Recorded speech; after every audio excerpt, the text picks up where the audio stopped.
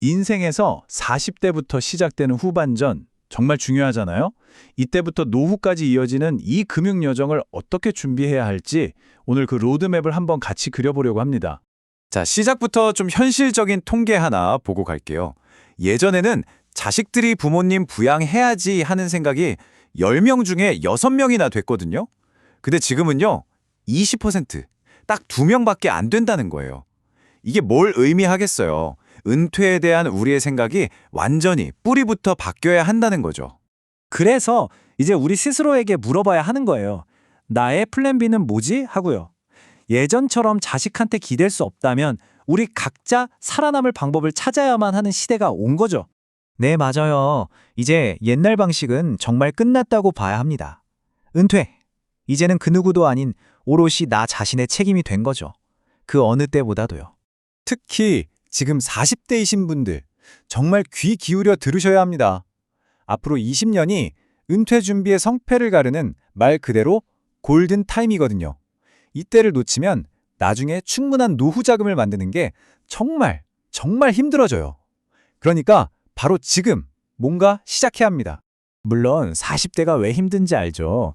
당장 눈앞에 닥친 우리 아이 교육비, 그리고 저 멀리 있는 것 같은 내 노후 자금, 이 둘 사이에서 엄청 갈등하게 되잖아요. 아마 대부분이 이 딜레마 때문에 머리 아프실 거예요. 그럼 우리가 꿈꾸는 그 편안한 노후, 도대체 돈이 얼마나 있어야 가능할까요?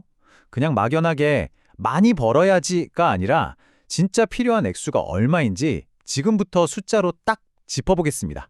자, 그래서 편안한 노후의 가격표 한번 볼까요? 먼저 지금 기준으로 볼게요. 2023년 통계를 보니까 부부가 그냥 평범하게 크게 부족함 없이 살려면 한 달에 336만 원이 필요하대요.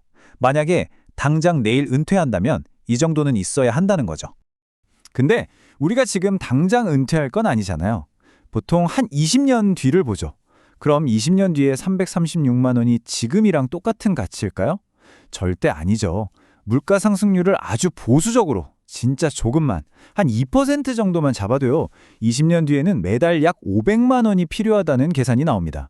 우리가 진짜 은퇴하는 그 시점에는 매달 이 돈이 꼬박꼬박 들어와야 한다는 뜻이에요. 자, 그럼 이제 제일 중요한 계산이 남았습니다.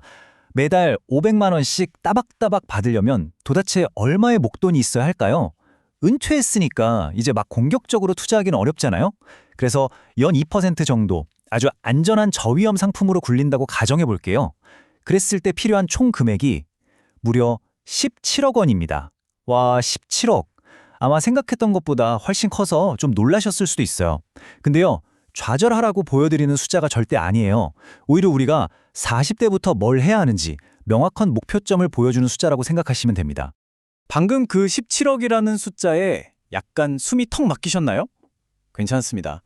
지금부터는 이 저축을 힘든 숙제가 아니라 뭔가 애정을 갖고 키우는 일로 생각을 확 바꿔줄 아주 재미있는 비유를 하나 소개해드릴게요. 바로 금융자녀를 키운다는 개념입니다. 핵심은 딱 이겁니다. 저축을 또 돈 아껴야 돼.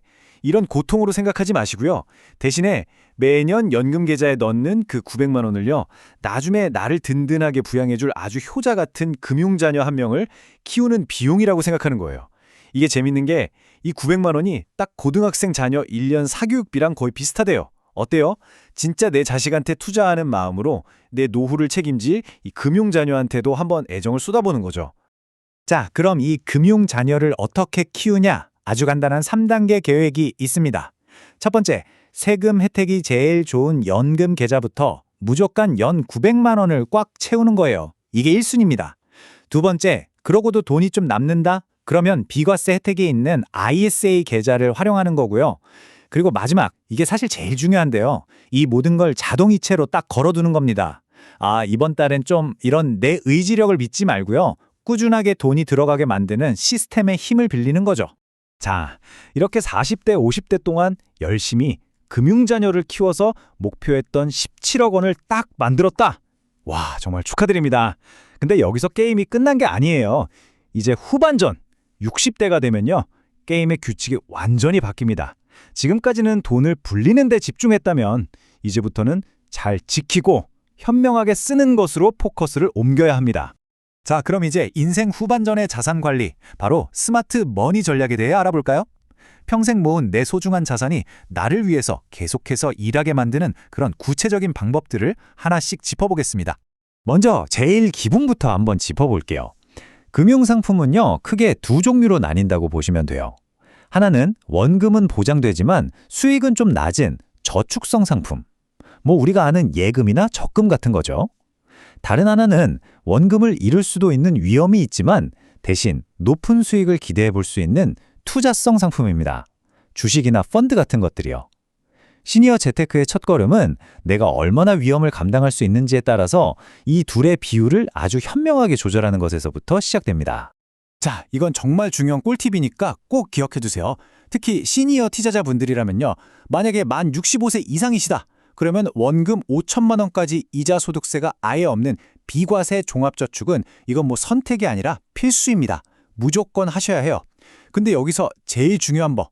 이 제도가 평생 가는 게 아니고요. 2025년 12월 31일까지만 새로 가입할 수 있어요.